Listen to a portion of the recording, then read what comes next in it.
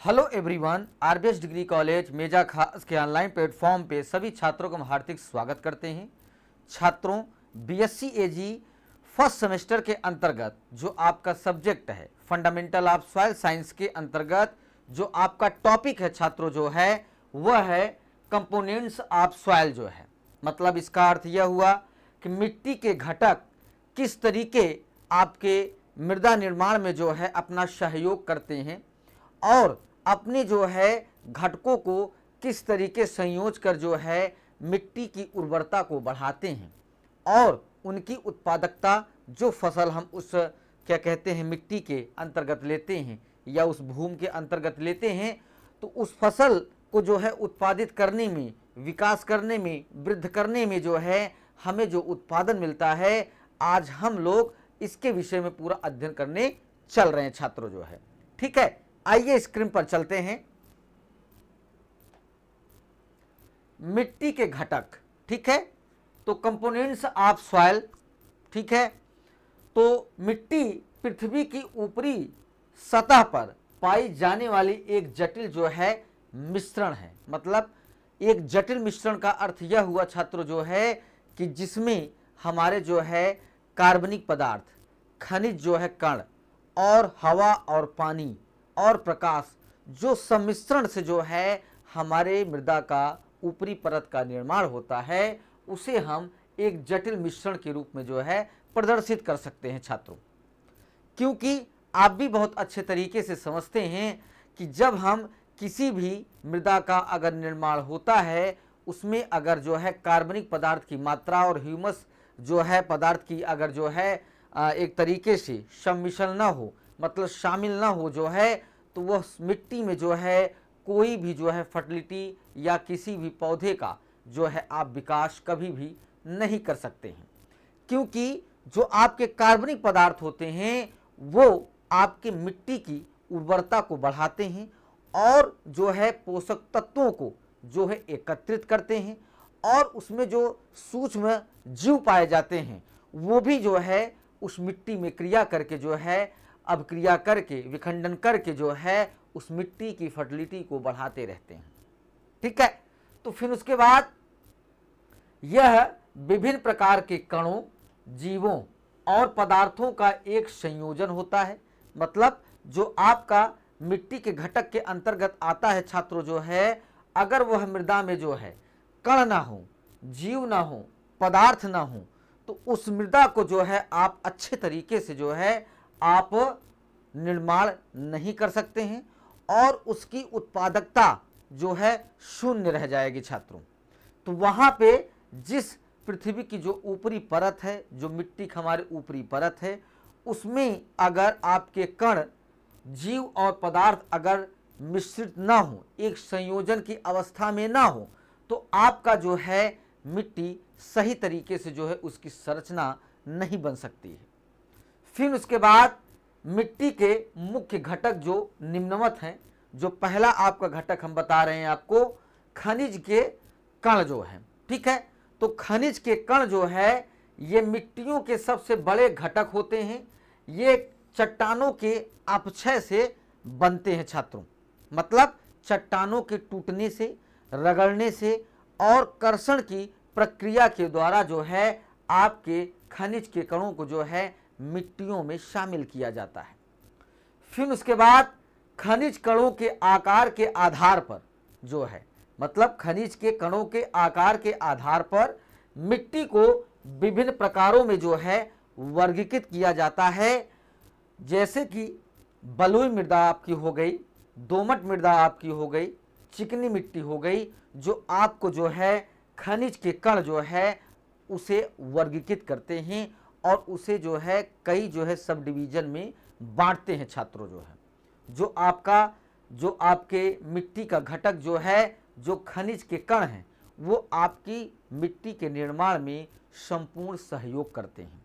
तभी आपकी मिट्टी की उत्पादकता और उर्वरता और उसमें सूक्ष्म पोषक तत्वों की और पोषक तत्वों की जो है मात्रा को बढ़ाते रहते हैं। फिर उसके बाद जैविक पदार्थ आपका आता है छात्रों। ठीक है, जैविक पदार्थ किसे कहते हैं? जिस मृदा में जो आपके सड़े गले पदार्थों के द्वारा जो है जिस मृदा का निर्माण होता है वो जैविक पदार्थ होते हैं, जिसमें पौधे और कई जानवरों के अवशेषों के सड़ने के बाद जो है आपके जैविक पदार्थ का निर्माण होता है। तो फिर इसमें पौधे और जीवों के अवशेष, ह्यूमस, सड़े गले पौधे और जीव शामिल होते हैं। ठीक है, जैविक पदार्थ मिट्टी को उपजाऊ बनाते हैं और इसमें पोषक तत्व भी जो है प्रदान करते रहते हैं। मतलब जो उस मृदा में आपके पेड़ पौधों के अवशेष और ह्यूमस से जो है जो भी चीज़ें उस मृदा में सड़ती गलती हैं, तो विघटन होने के बाद जो है जो आपका पदार्थ बनता है वो आपकी मिट्टी की जो है उत्पादकता को बढ़ाता है और पोषक तत्वों की मात्रा का भी जो है एक तरीके से वृद्धि करता है।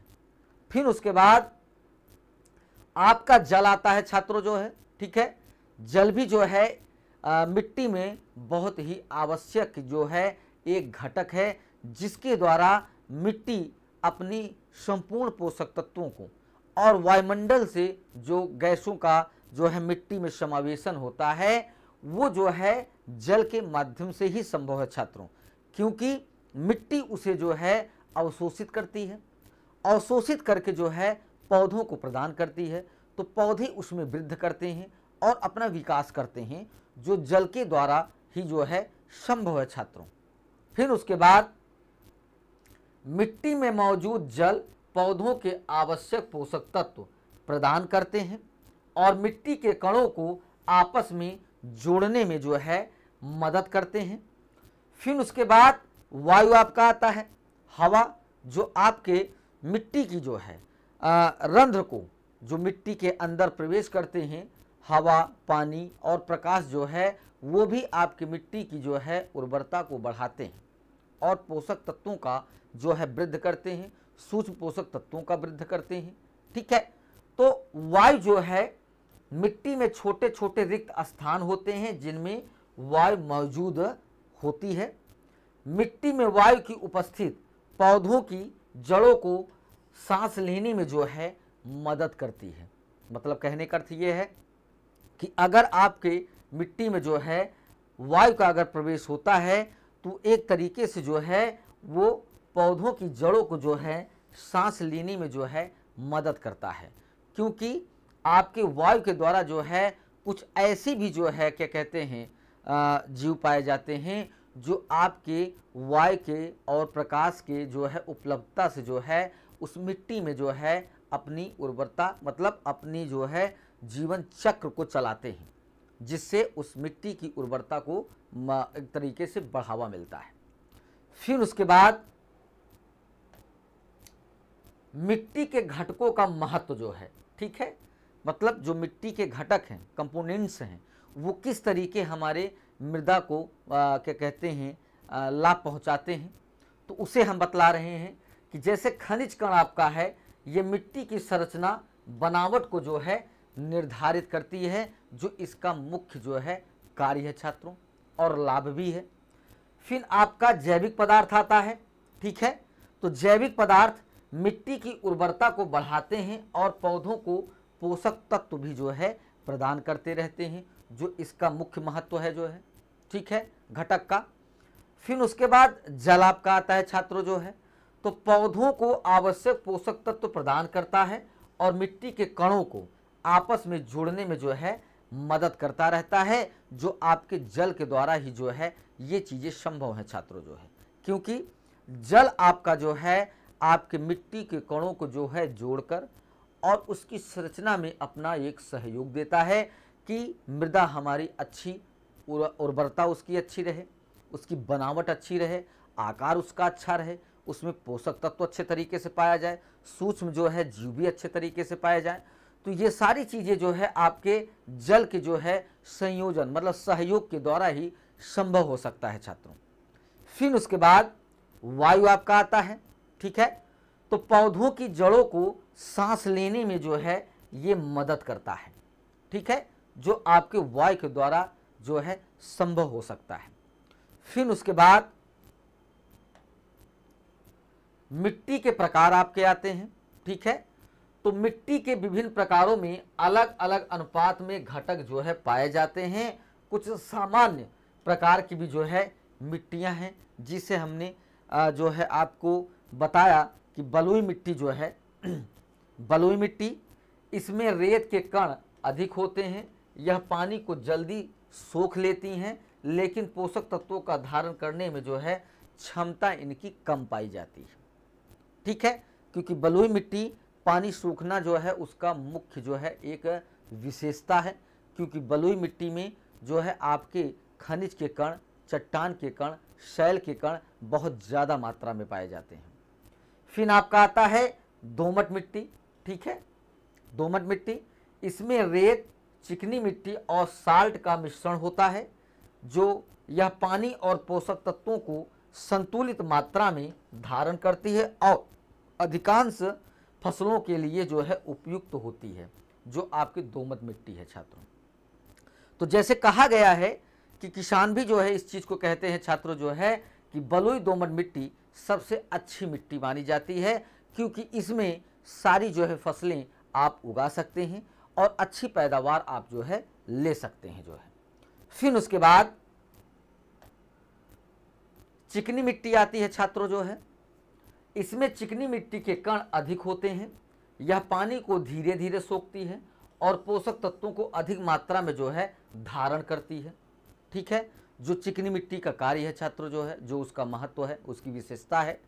फिर उसके बाद आता है कि मिट्टी के जो निम्नलिखित अवयव हैं उसे किस तरीके जो है अपना काम करते हैं, अपना कार्य करते हैं, उसे हम बतला रहे हैं कि जल मिट्टी के कणों के बीच रिक्त स्थानों में और उसकी बाहरी सतह पर जल उपस्थित रहता है।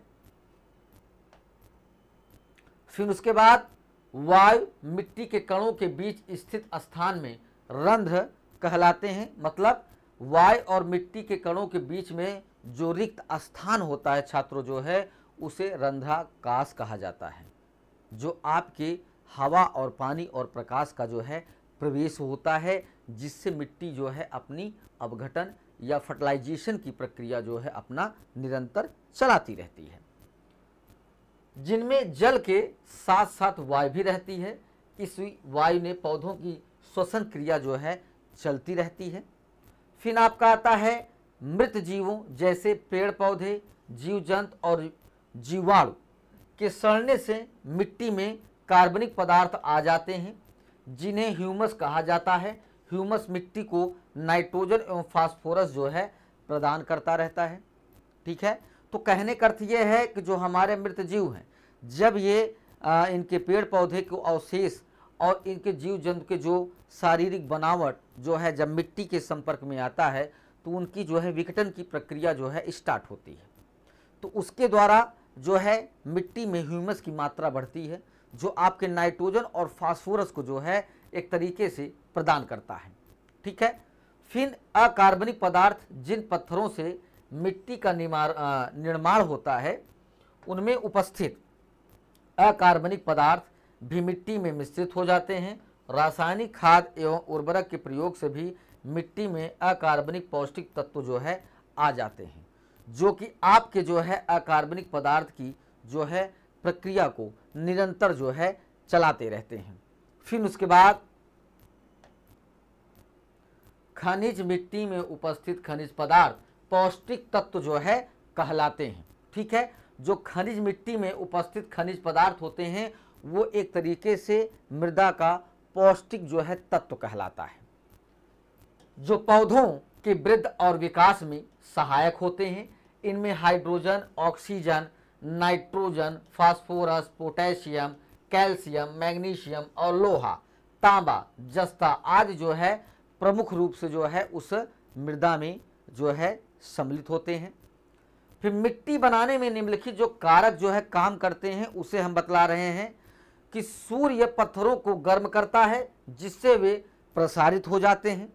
रात के समय पत्थर जो है सिकुड़ जाते हैं, इसमें दरार पड़ जाती है और वह जो है टूट जाता है। जो जल मिट्टी के निर्माण में दो तरीके से जो है अपनी सहायता करता है, ठीक है। मृदा को अच्छी तरीके से जो है उर्वरता बनाने के लिए जो है वो अपना कार्य करता है, जो जल की मिट्टी के निर्माण में दो तरीकों से अपना सहयोग करते हैं।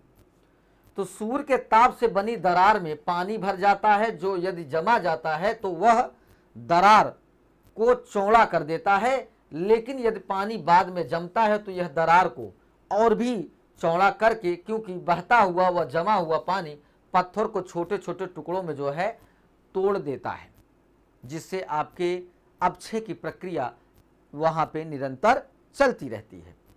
तेज गति से बहता पानी पत्थर के टुकड़ों को बहा ले जाता है, जिससे वे आपस में टकराकर टूटकर और छोटे हो जाते हैं, और इस प्रकार मिट्टी अपने मूल पत्थर के स्थान से काफी जो है दूर जो है पाए जाते हैं, जो पानी के द्वारा जो है एक स्थान से दूसरे स्थान पर जो है चले जाते हैं। फिर उसके बाद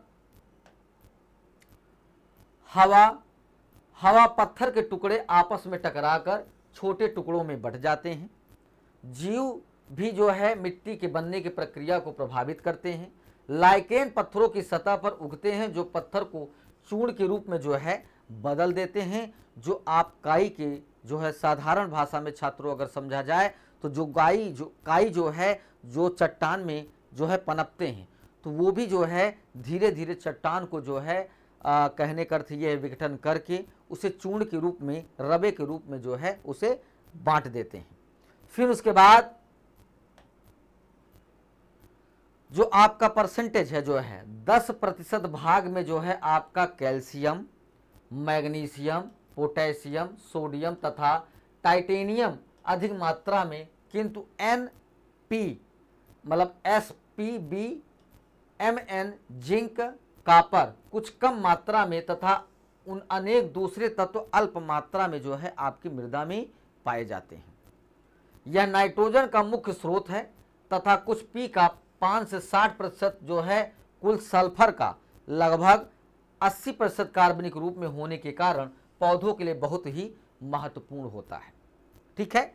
फिर उसके बाद क्योंकि कार्बनिक रूप से खनिजीकरण द्वारा अकार्बनिक रूप में बदलकर पौधे को पोषक तत्व जो है प्रदान करते रहते हैं। फिर उसके बाद यह मृदा में सूक्ष्म जीवाणुओं की ऊर्जा का मुख्य स्रोत है।